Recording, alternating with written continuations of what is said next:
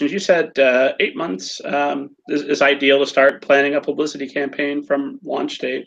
And then how long do you continue promoting post launch? And when is it time to call it and focus on the next book?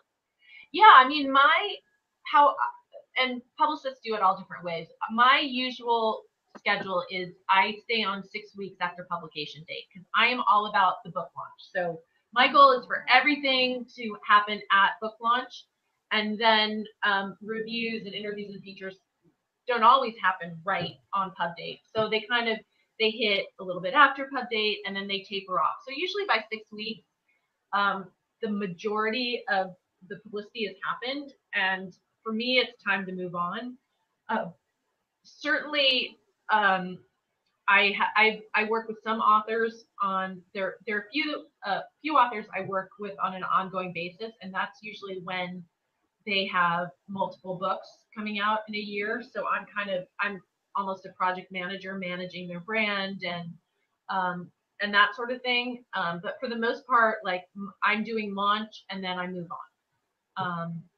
So, but I try. And why is that advantageous versus a book that's been out 2 years but is maybe picking up a little bit of steam, or the author wants to see about maybe doing a sequel but it hasn't done so well?